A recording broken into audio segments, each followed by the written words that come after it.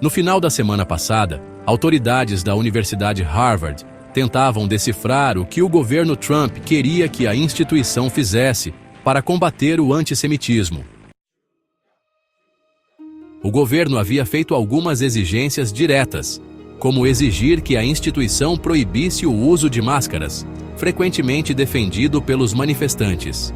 Mas outras exigências pareciam vagas.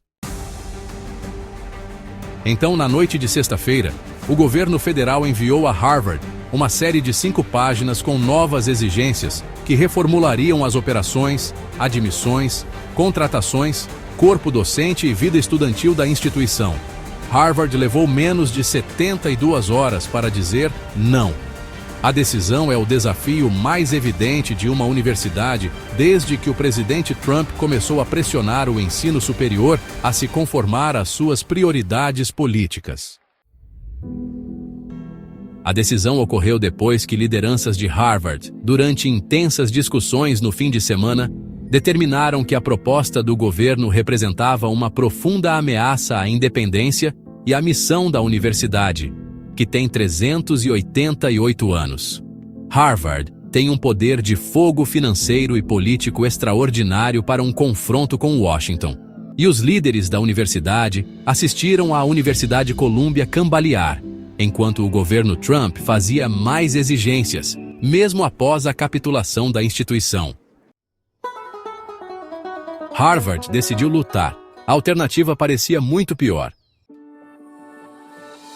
Nenhum governo, independentemente do partido no poder, deve ditar o que as universidades privadas podem ensinar, quem podem admitir e contratar e quais áreas de estudo e pesquisa podem seguir, escreveu o reitor.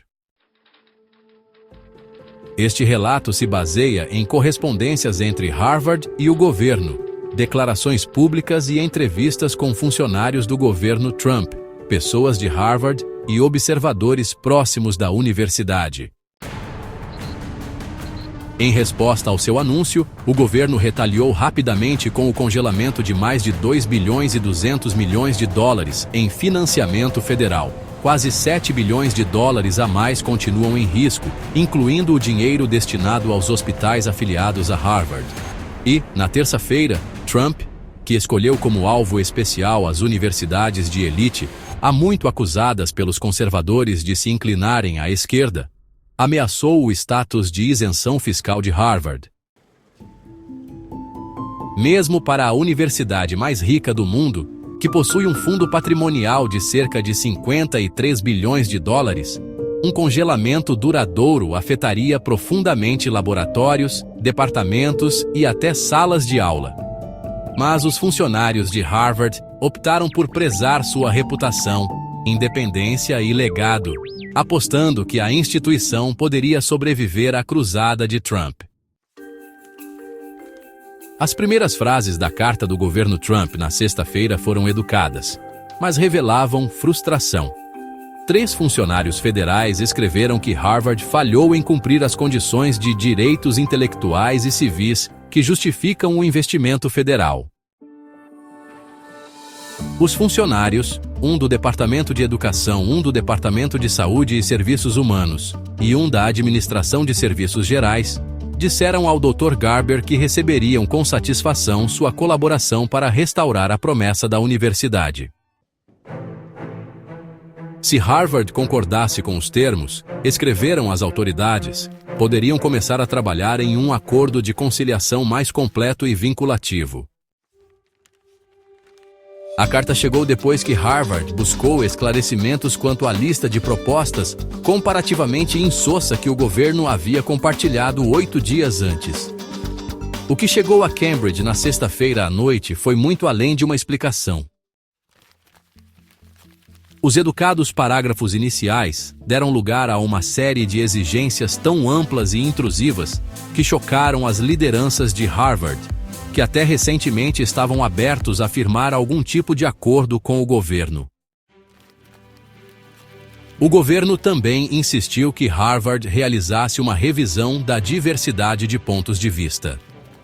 O governo queria que Harvard encerrasse imediatamente todos os programas relacionados à diversidade equidade e inclusão e trouxesse alguém de fora para examinar os programas e departamentos que mais alimentam o assédio antissemita ou refletem apropriação ideológica. E o governo queria relatórios pelo menos até o final de 2028, por volta da época em que Trump deixará a Casa Branca, do cumprimento das exigências do governo por Harvard.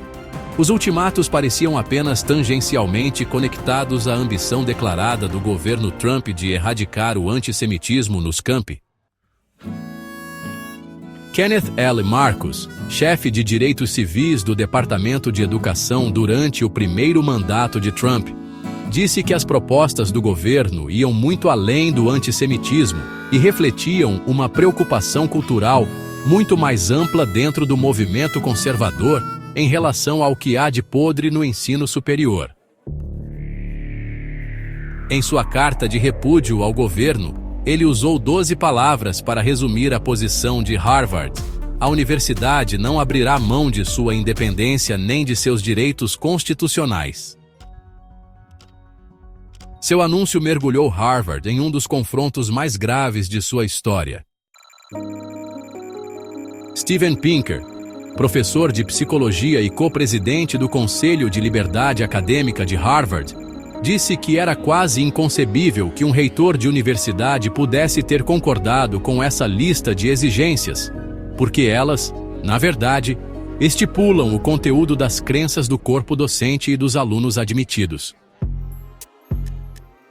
Mas ele ainda se admirou com a rapidez da resposta de Harvard.